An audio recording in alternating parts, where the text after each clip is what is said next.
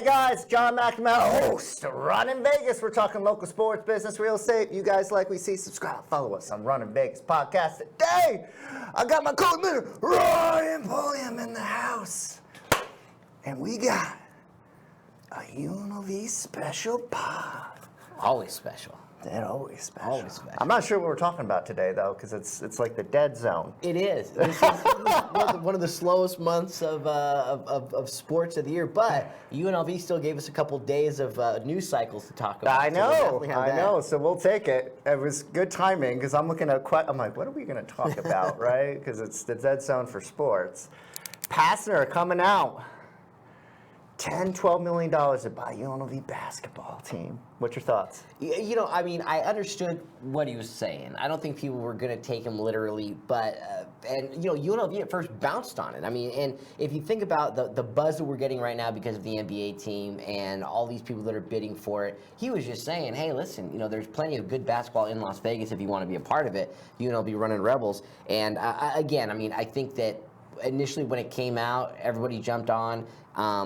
Even UNLV Athletics was promoting it and tweeting it, and then somebody must have said something because he had to walk it back, and it wasn't necessarily an apology, but definitely a clarification. Yeah. But I don't think he's really sad that led the news cycle for a couple days. So in Do you think he should apologize? I don't think he should apologize. I don't think there's anything wrong with what he was saying. I think he was just trying to say, listen, this is a new era with the NIL. You can have if you want to give money towards a sports program, especially in Las Vegas. The UNLV Runnin Rebels are a great one to do it. We're a venerable team, one of the highest ranking, highest winning percentages of all the NC2A. So I don't think there's anything to apologize for. I just think people sometimes take things a little bit too seriously. But, I mean, what a great soft launch for a booster out there that might be willing to... I love it, Josh Pastner. You don't apologize for anything. It's in the news cycle. This man gets us in the news cycle all the time. And I think we understand what he's saying. 100%. Right? Yeah. You know, and I understand the clarification. Not that like the NCAA is like really doing anything these days, but well, I mean, and you know, you understand how much power boosters have. Not just you know anywhere, but specifically in Las Vegas. I mean, a la Dave Rice being let go right in the middle of the season back then. So when he's saying you own the team, you buy influence really as a booster. Yeah. I mean, I know you're not supposed to really think about it that way, but there's some truth to that, and I think that you know, just because you say the quiet part out loud isn't a bad thing. So I'm all for it. I didn't take offense to it. I don't think anybody should. And again, like you said, got us some pub, man. Got us out there. It did, and I love how they're rolling with it too. I think I saw like a promotion the other day. It said it crossed out $10 million, and you can get season tickets for $150. I'm like, that's great. So they're running with it. They are, yeah. No pun intended. But it's pretty funny. Yeah, absolutely. And it's good. I love it, and hopefully. Yeah, what happened to Finley? Like he was all about, you know, can we bring him back? I feel like we missed a couple, like if UNLV in the past could just go back 10, 20, 30 years, I think they would have just destroyed in that NIL area. 100%. So it's interesting, but okay. But we do have some news in terms of the roster. So Mustafa Alom, not sure if I'm pronouncing it right. He signed 6'10", 220 pounds from Northwestern State. Want to know your thoughts on the signing? We talked last probably two podcasts we have that UNLV Runnin Rebels, they needed some size. That was one of the things with all the players they brought in, a lot of guard heavy, wing forwards, but the size just really wasn't there. So it's a low key ad, I think, that matters more than the headlines. I mean, the kid really didn't do a ton at Frank Phillips JUCO before NSU. He played in 21 games, 4 starts as a sophomore. But, you know, Pastner said that he is he brings in size, athleticism, and a high motor. And that's what we talk about, what Pastner kind of wants our identity to be. And so if he's a rim protector, you know, that just, if you think about he and maybe Tyron Jones playing on the same floor, it gives our perimeter guards a little bit more leeway to play aggressive defense, because if you get blown by, maybe there's 2 dudes behind you. They're going to be able to protect the rim and stop some kids from just taking it to the hoop. So, you know, nothing to write home about, but I'm glad that we're filling spots on the roster, and again, with the height and size that we needed, and he's there. I think too, because I think Pastner, somebody mentioned like Moneyball to Pastner, you know, and then he's talking about the 10, 12 million. I think that's one of these moves, right? Is you have to fill out this roster. And one thing I noticed about this signing, he was fourth in efficiency in all of the Southland Conference. He shot 60% field goal percentage. He played a lot. He's not brought in for offense, but he can put it back up, so to speak, right? Right, absolutely. Or get a lob. Right. So this is for defense. I could see him coming in if there's a good center or power forward where he maybe plays 10, 15 minutes a game, to stop them, or if we get into foul trouble. We've seen this in the past with UNLV. They bring in one big man that can play defense, and I think that's really what it is. So, Absolutely. Yeah. All right, cool. Number next, UNLV football. Jet Thomas and Jackson Arnold make the Shriners Bowl watch list. What are your thoughts? Jet obviously isn't surprised. He's 8th on UNLV's history for rushing yards, and he really hasn't been a power horse back. I mean, his carries were limited, at least last year. It's not like he gets the ball every single time. So already 8th on the list, and he's not done. So I think that was, definitely not a surprise, a formality. And then I think Arnold, obviously former 5-star recruit, had a couple false starts at Oklahoma and Auburn. I think this is folks saying, hey, listen, this is your time to shine, guy. We're still watching it. And it very well may be his last time to really make scouts understand what that 5-star ranking was all about when he came out of college. So I like both of them being on there, and I think it's really cool that UNLV is getting some national attention. Yeah. Dan Mullen talked about it a little bit. I think it was on Scout Standard again. Shout out to them. They do a great job. But Mellon talked about Jackson Arnold, and basically when he came in was like, hey, what do you do well? What plays you like? They're building the offense around him, so to speak, and sounds like he hasn't had that before. So I like how they're approaching it, and also like he's played in the SEC for, I don't know, 2-3 years, whatever it is. He's coming a couple steps down now. So I think it's going to translate well. And I thought what was interesting about Jet Thomas is that he is 1,700 away from the all-time rushing leader and 1,200, give or take, and about 1,200 second all-time. Do you think he gets second or first at the end of the season? What's your thoughts? I definitely think it's in his wheelhouse. I mean, the kid can break. We've seen him break big runs, so he can get big chunk yardage. So a couple of those will fast forward that 1,200 to 700, yards that he needs to make up.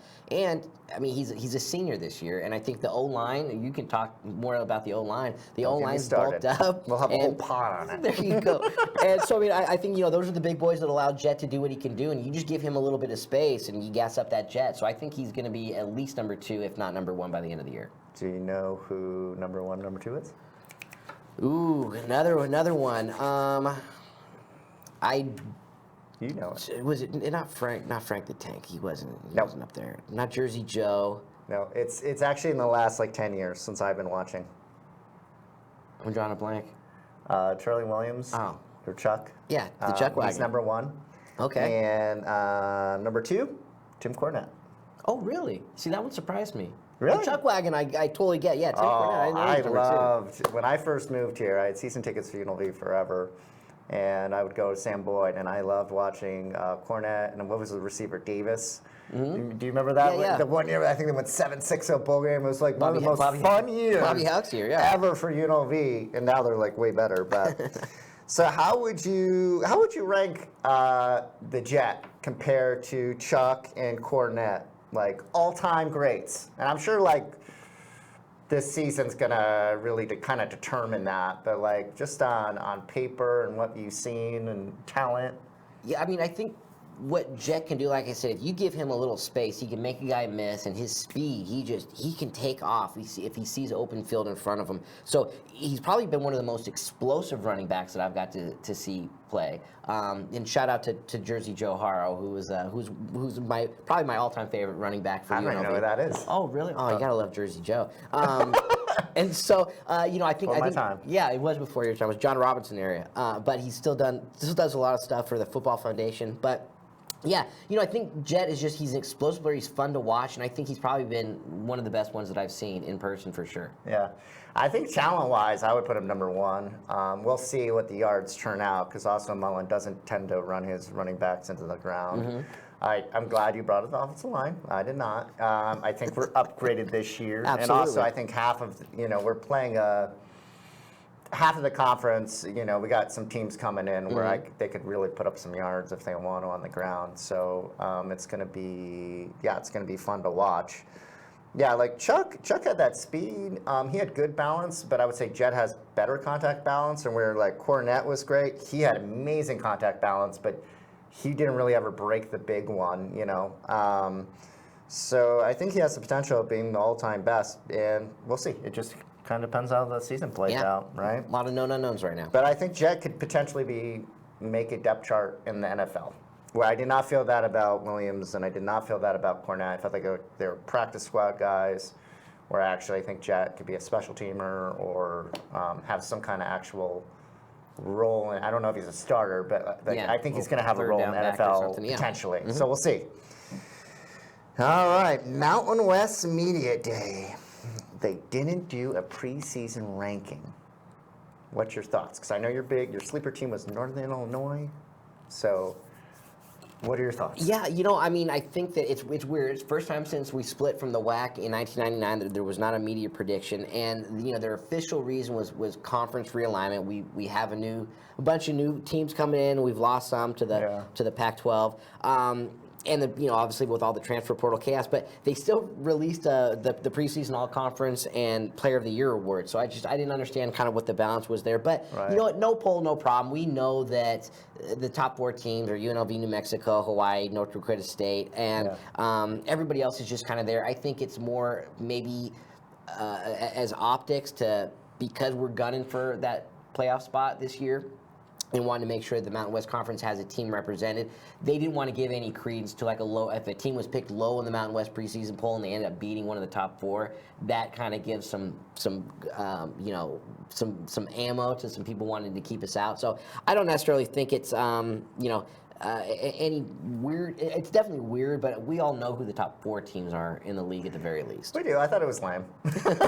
Like honestly, it's sports. Yeah. So it's that's the drama of it. Like you make predictions. You're right. You're wrong. Like it's part of the process. Yeah, we do it. Yeah, right? That's what we talk about, right? Exactly. Like, you were right about this. I was wrong about that. Right. Whatever, right? So I think it's a fun part of sports, and it's sports. Like that you defeat the whole purpose of it if you don't create that. Speaking of that, PAC not even having a media day, what are we doing? But anyways, so those are my thoughts.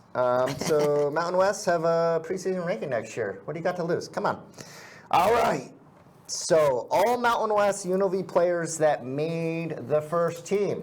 You ready? Yeah. Wide receiver, Tayshawn Lyons. Running back, Jack Thomas. Offensive lineman, Austin Boyd. Defensive lineman, Lucas Conti. And defensive back, Jake Pope. So what are your thoughts? And, hey, who do you think deserved to make this list? Who do you think was a surprise? Is there anybody who's been left out?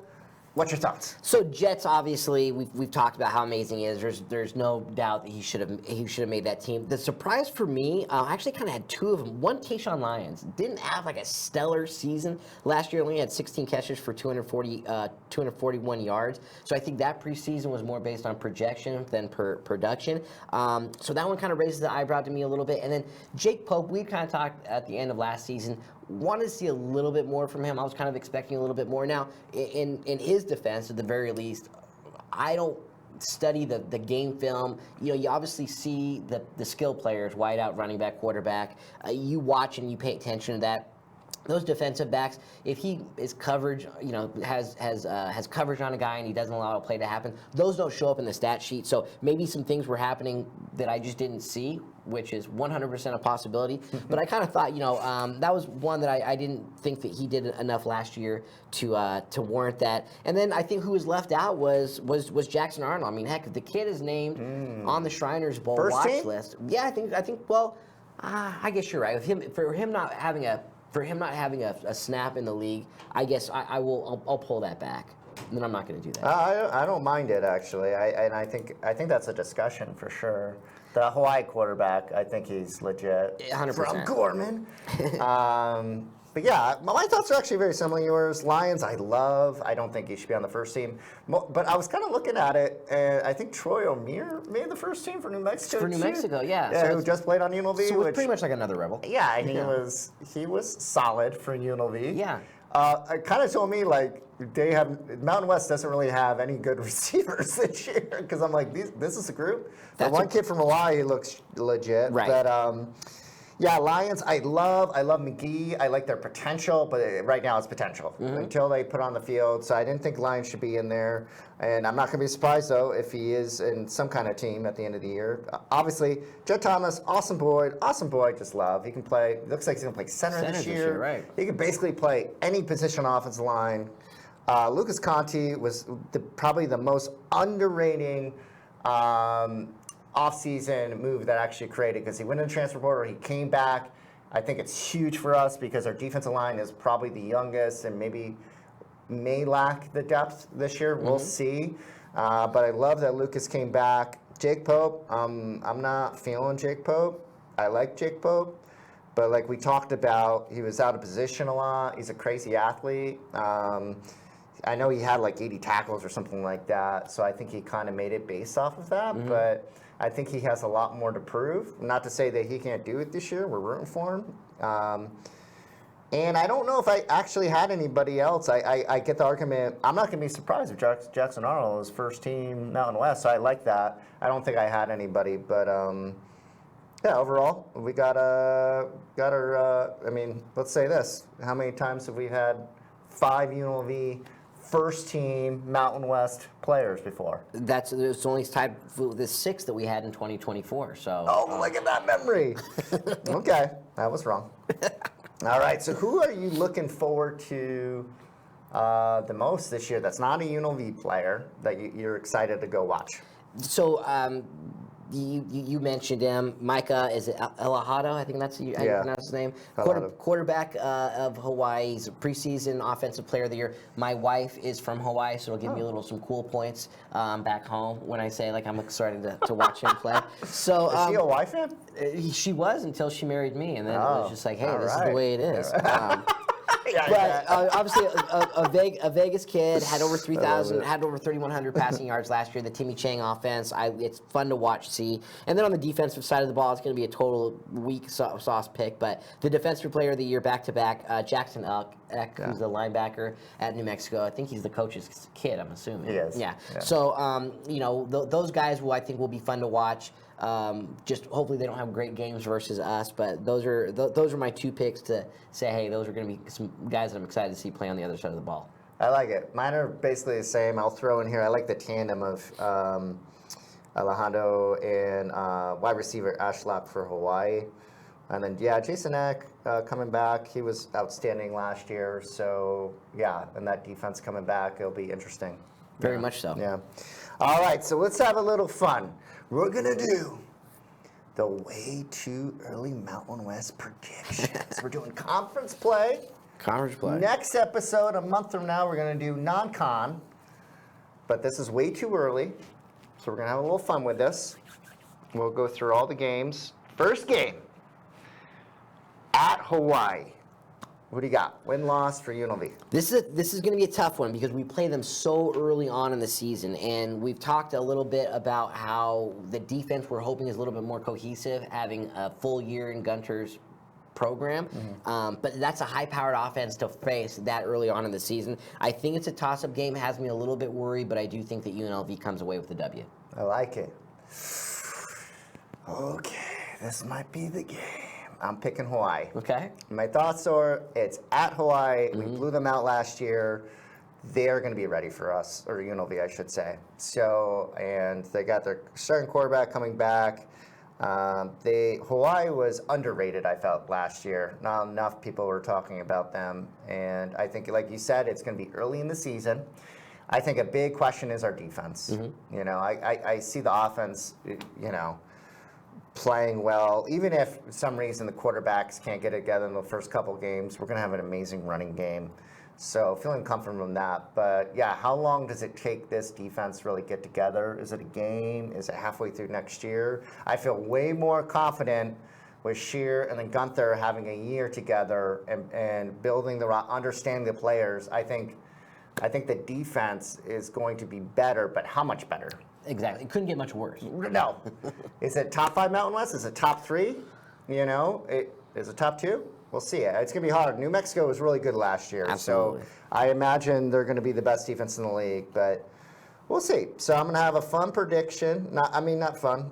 Yeah, Hawaii's going to win that game. Number next, at home, North Dakota State, first year in the Mountain West. They got something to prove. What do you think? This will definitely come in with a chip on their shoulder, and I think since the last time we talked about them, they may now be able to play for a conference championship. I think so. I think there was some ruling that came down. But these guys are legit, and like we talked about, they have a winning culture, so it's not as if they're coming in learning how to win. They've been champions for a decade. So them having that mentality coming in, hey, we can play with anybody. It'll be interesting to see what happens over the course of the season playing with that level against that level of talent. But I do think we beat them early on at home at the Al. Yeah. That's another interesting game. This is probably the game where I could see going either way. North Dakota State coming in, they are legit. I don't think people realize. I'm going to go UNLV because it's at home. And I think it may take a year for North Dakota State. It's not going to be surprising, though, if North Dakota State's one of the best teams in the league next year, though. So I'm going to push UNLV. And just hearing some of the players talk about them in the media, it doesn't sound like that would be like a surprise game. They understand that program. They respect that program. So I think they have something to prove there, too, both teams. So I'm going to go UNLV on this one. Okay. All right, number next, at Air Force. The most returning players in the league.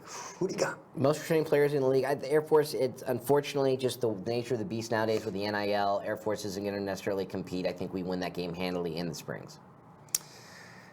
I have UNLV too. I don't know if it's going to be handily because we've seen Navy and Army produce well in this era just because players stick around, and we'll see. The Air Force hasn't been really good the last couple of years, but I'm betting Calhoun is getting this program back up. I believe they're going to be in the top half of the Mountain West this year, and I do believe UNLV is going to win. I think that's going to be a fun game as well. Again, it's at Air Force. You never know. It could be 30 degrees and snowing there, but another fun game. All right. Your sleeper pick for Mountain West, Northern Illinois at home. Northern Illinois at home, I still think that we're going to go ahead and take this game. The more I looked at Northern Illinois, I may have thought that I may have been sleeping when I made that pick, but well, I do think we win this this game. No, I love the pick. Here's the thing. Yeah, I think we're going to beat them pretty well. I think that's a gimme game. We'll see. They're coming up from the MAC too, and they didn't play well last year. Yeah. They're kind of hit or miss. I mean, they played well in the MAC. I think that they could be a top half potential Mountain West team sometime in the future. They get they're near Chicago, so there's a lot of talent up there. But yeah, okay. Next game, we got Wyoming at home. Wyoming at home, I think we win. We beat Wyoming. Nice things. We don't have to go up to Laramie and play in that weather. So Wyoming is a win for us. I think so too. I mean, you hear it like Wyoming basically has almost no NIL. I mean, they're asking for the state for money, so they do have an NIL, to be clear, but it's very low. Right. So it's hard for them to compete. And I agree with you. I think the one thing about Wyoming is when it's at Wyoming, that stadium is beautiful. You're in elevation. Anybody could lose in Wyoming. That is an interesting place to play. We have them at home, and I think they've had some turnover. I think that's another UNLV win. All right. Woo. Big game. End of the year at New Mexico. Albuquerque. Down in the Burkey. This one was the tough one. This one was the one that I kind of waffled a little bit back again. They're going to have a chip on their shoulder because they think they got cheated, quote unquote cheated, out of being playing for the Mountain West Conference Championship last year versus Boise State because of the analytics. It's going to be so close. But even though I'm not wearing my colors to show how much of a homer I really am, I do think that we win at New Mexico. But this was a coin toss for me, realistically. Yeah, this would go anyway. I'm going to predict UNLV. We kind of talked last time about it. I think UNLV is not going to be sleeping on New Mexico this time of year. I think we'll have everything as long as injuries are Right. okay, right? I think we're going to pull that one out to make up for last year. I think they're going to be focused going into that game, and that could be the difference of making the Mountain West Championship or not. Because like we kind of talked about, it seems like there's kind of like a top 3, maybe North Dakota's top 4 if they're eligible for Mountain West. But the Hawaii and New Mexico game are super important, so I think UNLV pulls that game out. All right, at San Jose State. W. Yeah. No further discussion Not required. worried about that. What's understood doesn't need to be discussed. Yeah, I like that. Okay. And then, last game of the year. I love that you're wearing the colors. We got Reno at home. You'd expect me to just rip this off and have a UNLV shirt on it. But no, they can't. Jeff Choate is whatever he's acting. That's what he's acting like. Just even he had a little bit of a dust up end of last season. Then he carried it over in media. It's just like, come on, dude, get over it. We're gonna go up to they're here. They're gonna come down here. The can's gonna stay red. Go Rebels. FUNR. Yeah, I think that's a win too. I feel very confident about that one. And I will say this: I think Reno has much improved this roster from last year. They played in some tight games last year that they could have won. So I think it's going to be a tougher game. I think UNLV wins this pretty well, but I think this will be actually a game versus last year where it's like just a complete blowout. Yeah. And that was their first year. The coach is interesting. He's kind of hit or miss with me. Like some weeks he says some silly things, and other things I'm like, that actually makes sense and he's being honest. I like that he's authentic, but sometimes I think he needs to talk to like his PR a little bit before he throws these things out. So like he's not talking about buying a team or anything. Right, yeah, exactly. I love it, Josh. Keep selling the team. All right, so who do you got in the Mountain West Championship? Obviously UNLV because they went undefeated per you, which I love. I think it's UNLV, New Mexico, Mountain West Championship. UNLV wins the championship, finally gets the Boise State Broncos off their back. And, depending on how we do non-con, play in the college playoff. Are we predicting? I'm predicting we're number 12. I think we're the last team in. I love that. I love it. All right, I got UNLV versus Hawaii. I think we'll actually have the home game, and I think we beat Hawaii. I'm not sure if we are in. I think we have a chance to make the playoff. Yeah. I would say. I think realistically, this is probably a 10-win team again in the regular season. I think good would be 11. 12 would just be insane, obviously. Right. I'm predicting about 10 wins, give or take. So you're predicting like 11? I think I'm predicting 11, yeah. I can't remember who I had us losing to at the beginning, but it was a non-conference game. I don't think I had it. Honestly, you got to save that for next month. Okay. We got another one to go. Yeah, don't break that. No That's why spoilers. they come back for more. That's man. right. Come on. That's why they like subscribe. Thank you. All right, we got a little bit more time. Who do you think? We never talk NFL. No. We're done with. We never have time for it. We got 2 minutes. We go the Who do you think lightning round. wins the Super Bowl? Obviously, Rams are the favorite for all the books, followed by the Seahawks. Then Bills and Ravens are third. Rams are the popular pick, obviously, especially with the signing of Myles Garrett. But there's something about the Bills. They've just been so close. They have such a good team. There's something that's like this has to be their year. So I'm going to say that the former Mountain West Conference quarterback Josh Allen walks off the field after beating the Rams in the Super Bowl with the Lombardi Trophy. So I'm going Bills. I love it. Were you at that Wyoming game when he just the back and forth, that UNLV Wyoming game with Josh Allen? I think I was. That game was insane. I think it was 65-63. Yeah, so yeah, we beat Wyoming. I've gone to everything. So I can't remember. It was some JUCO quarterback that just went off that day. It was Sanchez was the coach. But yeah, I like that. I like that. I'm not a Bills fan, but I would love to see Josh Allen win a Super Bowl. I actually had season tickets to the Bills for like 2 years because you can't get Patriots and Giants season tickets.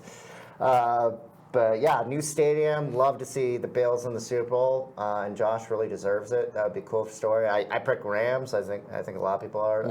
If they had beat Seahawks, I think they're the Super Bowl champion. They've upgraded the defense. Like you said, Garrett. We'll see. They're a little shallow in the receiver, so I don't know if they're going to be using a lot more tight ends this year. It seems like it. They got Adams and Nakua, and then it's kind of like there's not. I'm surprised they didn't just get a third. Yeah, but there's still. There's Allen, there's Diggs out there. Maybe I would bring in one more, but I mean, McVay obviously knows what he's doing. Yeah, so, definitely. last question though. Mendoza's been balling out per training camp, or OTAs and all that.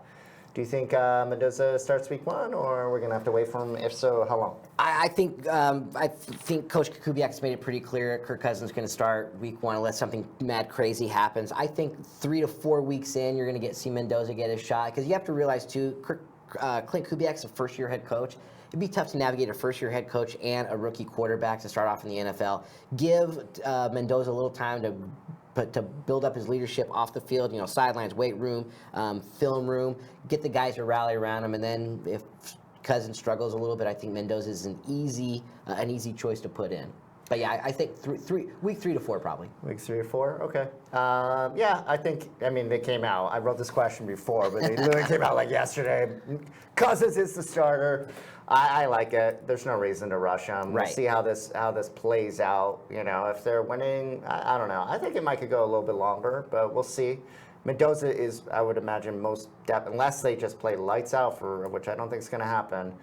I'm excited. It seems like training camp's been going very well for Mendoza. I think if you're a Raiders fan, start getting excited. I don't know if it happens this year, but we might be about a year away from actually winning some football games again for Raiders. But we ran out of time, Ryan. Thanks for being on, guys. It's John McNamara, host, Runnin Vegas. Guys, take care of yourselves today.